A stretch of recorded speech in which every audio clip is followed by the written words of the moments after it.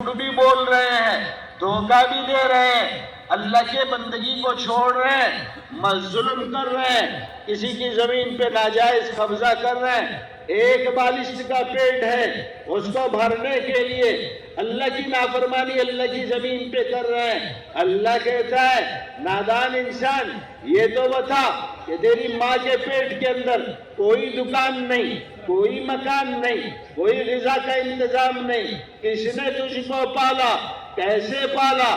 ماں کے ناف کے ذریعے سے اپنے بندے کی ناف کا راستہ اس نے لگا دیا۔ ماں کھایا کرتی، اللہ تعالیٰ اپنے بندے کو وہاں غذا پہنچاتا۔ ماں پیا کرتی، اللہ تعالیٰ اپنے بندے کو پالتا۔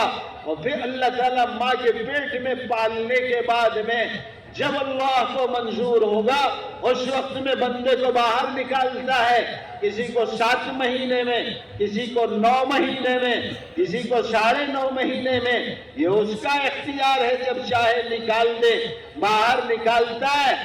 بڑے بڑے سائنٹسٹ حیران پریشان ہیں اس بات سے، جب بچہ باہر آتا ہے دایا ناف کو کاٹتی ہے، آپ نے دیکھا ہوگا کہ بچہ روتا ہے، وہ یہ سوچ کے روتا ہے کہ میری روٹی روزی کا راستہ اس دایا نے کاٹ دیا، اب میں کیسے جیوں گا، کیسے میں اپنے بھوک کو پورا کروں گا۔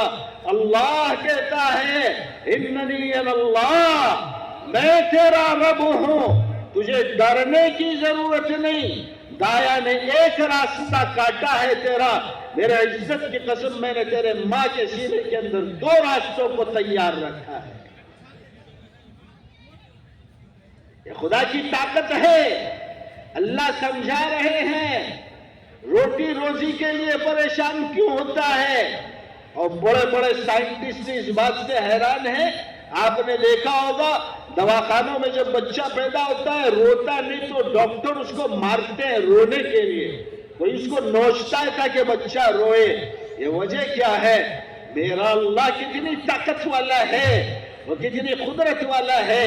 جب تک بچے کی آواز ماں کے کانوں میں نہیں پڑتی اس وقت تک اس کے سینے کے اندر جو دودھ کا ذخیرہ ہوتا ہے اللہ اس کو جاری نہیں کرتے۔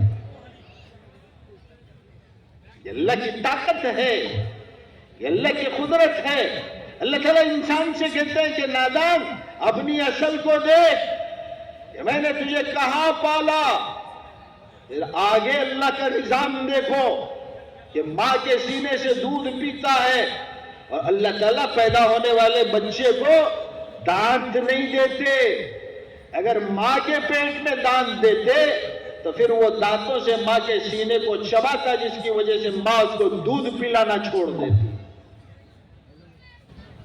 تو 2-2.5 سال مدت رضاعت ہے۔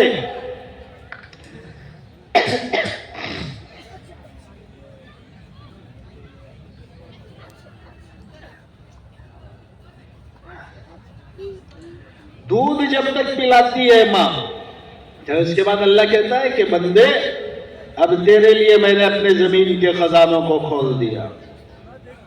اچھا، اس سے پہلے کیا ہوتا ہے کہ جب پیدا ہوتا ہے ایمان والا کہ جس کو اللہ تعالیٰ نے توفیق دی اور اس کے اندر آپ اور میں سب شامل ہیں، الحمدللہ رب العالمین، کہ ہمارے پیدا ہوتے ہی اللہ تعالیٰ ہمارے ایک کان میں اذان بلواتا ہے کہ نہیں بلواتا ہے؟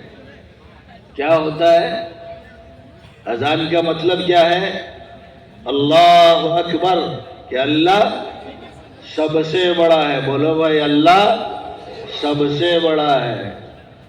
یہ بتانا چاہتا ہے کہ نادان بندے آگے چل کے زندگی کے اندر میں تجھے میری مخلوقات کو، میری چیزوں کو، میری نعمتوں کو تیرے لیے میں مسخر کروں گا۔ کہیں یہ نہ سمجھ لینا کہ یہ دنیا کی زندگی بڑی ہے۔ تیری زندگی کا مقصد میری بڑائی کو مان کر چلنا ہے۔ پہلا سبق اللہ دیتا ہے اپنے بندے کو، اور اذان کے الفاظ میں دوسرا لفظ کیا ہے؟ بولو بھائی، گواہی کا دینا کہ اللہ ایک ہے، کہ اسی کو ایمان کہتے ہیں۔ کہ ایمان کے بغیر زندگی بیکار ہے۔ تو اللہ اذان کے کلمات کو ہمارے کان میں ڈلوا کے ہم کو یہ سمجھا رہا ہے کہ تمہاری زندگی کے اندر مجھ سے بڑی کوئی چیز نہ آنے پائے، اور میری توحید سے بڑھ کر تمہاری زندگی کے اندر کوئی چیز نہ آنے پائے، اور میری اس توحید کو باقی رکھنے کے لیے نماز سے بڑھ کر کوئی چیز تمہاری زندگی کے اندر نہ آنے پائے۔ اور جب نماز کو قائم کرو گے تو کامیابی تمہارا مقدر کر دیا جائے گا۔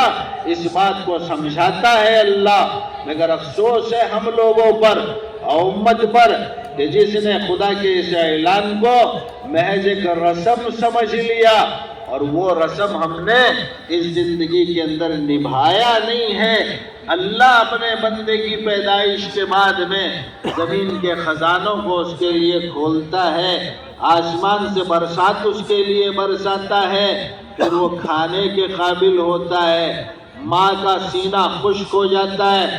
آپ نے دیکھا ہوگا کہ بچہ جب رینگنے لگتا ہے تو اپنے منہ سے بھی کھاتا ہے، دونوں ہاتھوں سے بھی کھاتا ہے، پیر سے بھی کھاتا ہے، جیسا اس کا من کرے کھاتا ہے۔